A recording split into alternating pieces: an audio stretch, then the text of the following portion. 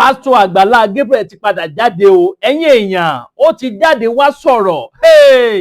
Tẹ́ ò bá gbàgbé, ẹ rí pé lẹ́nu ọjọ́ bíi mélòó kan sẹ́yìn báyìí làwọn èèyàn ti bẹ̀rẹ̀ sí ní dráàgì Pásítọ̀ Agbala Gabriel. Kí wá ní Pásítọ̀ Agbala Gabriel sọ o? Ẹ wò ó, fọ́nrán yẹn lẹ́ ń wò yìí. Màá yí sókè ní ìsín tẹ́ farabalẹ̀ gbá àwọn ọ̀rọ̀ lẹ́nu Pásítọ̀ Agbala Gabriel. Àfi bí ẹni pé pásítọ̀ yẹn kàn tiẹ̀ bìkítà rárá.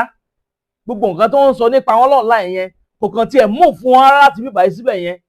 Bàbá yẹn kàn jáde. Eléyìí ní agbára o, ó ní agbára. Ẹ wò ó, ẹ jẹ́ darapọ̀ ní abala àríwúsí, kẹ́ bá mi comment, kẹ́ máa like, bẹ́ẹ̀ sì ni kẹ́ bá mi pín fọ́nrán yìí káàkiri lógúnlógún lọ́gbọ̀nlọ́gbọ̀n. Èmi ò lọ́rọ̀ púpọ̀ lẹ́mi fẹ́ sọ lórí eléyìí torí pọ́rọ̀ wọn ò dùn lẹ́nu mi. Ẹ jẹ́ ń gbé fọ́nrán Pásítọ̀ Agbala Gabriel wọlé, kẹ́ farabalẹ̀ wá gbọ́rọ̀ lẹ́nu wọn. Àdàbà tẹlifíṣàn ni wọ́n ń pè bí níbi tí mo wá fún yín. Àwọn ìròyìn yàjọ́ ìròyìn ajá àbálẹ̀ lórí ìkànnì tí wọ́n ń bí náà lẹ́tí láǹfààní láti máa gbọ́. Fún gbogbo èèyàn ojú tó ẹgbẹ́ ẹ̀ṣẹ̀ ń darapọ̀ mọ́ wa fúngbà àkọ́kọ́ ní tẹ̀ ọ́ tí follow wa abẹ́ ò tí subscribe, ẹ bá ń tẹ follow button tàbí subscribe button tí ń bẹ nísàlẹ̀ fọ́nrán yìí. Aago kélébé kan náà bẹ́ẹ̀ notification bell ni wọ́n ń pè ohun gangan ní ọmọ àtàyìn lólobó ní gbogbo àkúùgbà tàbá ti ń ju fọ́nrán sórí láì dé ìnà pẹ̀lú. Ó yá, Pásítọ̀ Agbala Gabriel Amusan, ẹ bá ń gbóhùn sókè. We are growing bigger and we are waxing stronger to the glory of God. Wọ́n máa wú ìkúrì kiri bí bá wí dé wọ́n ló mọ̀. Ẹni rojọ́ lẹ́nu òrò, àdúpẹ́ fún Ọlọ́run.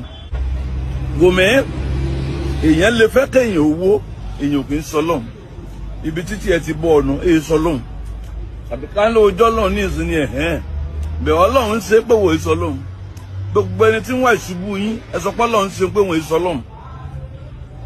Tí èèyàn bá wá ìṣubú rẹ̀, tí Ọlọ́run bá ti ń gbé ọ̀gá, má wo táwọn èèyàn bá ń sọ, máa dá ògo padà fún Ọlọ́run.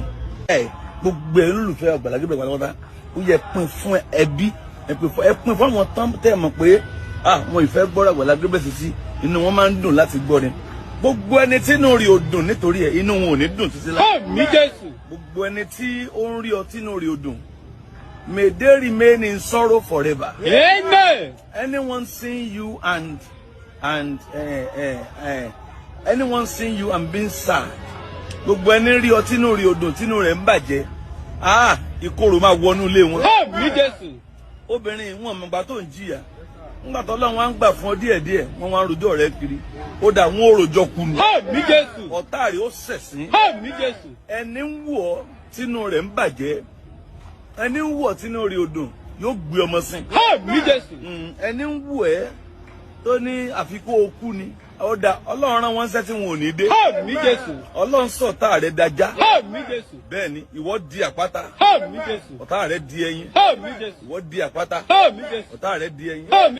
Ntọ́lọ́run ṣe ti kọjá bá a ṣe rò ó, bá a ṣe rí kọ́rè ní ọdún kìíní, bá a ṣe wà kọ́nì lọ́dún kejì, bá a ṣe wà kọ́nì ní ọdún kẹta, bá a ṣe wà kọ́nì lọ́dún kẹrin, bá a ṣe wà kọ́nì ní ọdún karùn-ún, bá a ṣe wà kọ́nì ní last year débi ọdún keje tó pé. Agbala Gabriel Charity Foundation 7th year anniversary. Ẹ ṣíà ẹ gbogbo ẹ lólùfẹ́ Agbala Gabriel pátápátá lóṣogbo, ẹ rí àánú gbà. Àmín Jésù. Ẹ múra Agbala Gabriel Charity Foundation anniversary, yìí ṣe church anniversary o, foundation anniversary.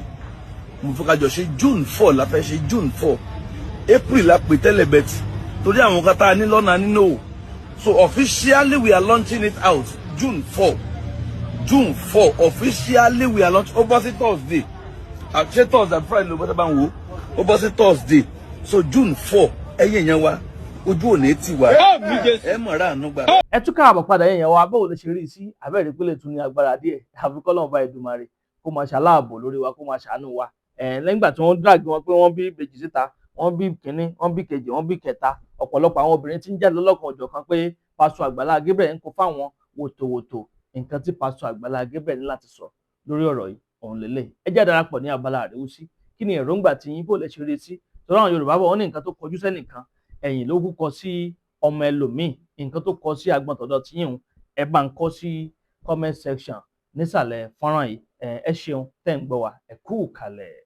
Agbe ní gbére pàdé olókun, àdùkò ní gbére pàdé ọlọ́ṣà, òdìdẹrẹ́ ní gbére pàdé wọn lóde ìwò. Fún ìwọ ọmọkùnrin tí nǹkan rẹ̀ ò ṣe déédéé, ìwọ ọmọkùnrin tí ṣàyàwó rẹ̀ ó ṣẹ̀ṣẹ̀ mọ gbọ́ jìgìjìgì lára lójú lọ mú kára rẹ̀ ó tó le, ìwọ ọmọkùnrin tó ń retí ọmọ bíbí, ìwọ ọmọkùnrin tó fẹ́ ṣe nǹkan tó dáa láyé pẹ̀lú aya rẹ tí ìfàyàlòyà tí ó fi di nǹkan tó dáa, ìwọ tátọ̀ rẹ ń sàn tí ò kí tó láti dọmọ, ìwọ ọkùnrin tára rẹ ò le, ìwọ ọkùnrin sẹ̀ẹ̀kan dìde, ìwọ ọkùnrin tátàn rẹ ò dúró déédéé, ìwọ ọkùnrin tó ń retí ọmọ, ìwọ ọkùnrin tó ṣẹ̀ṣẹ̀ ṣègbéyàwó, ọgbọ́ capable herbal energy capsule ló nílò fún gbogbo àìṣedéédé ara rẹ kó o lè jẹ́rìí sọmọ bíbí àti nǹkan tó dáa láti ṣe.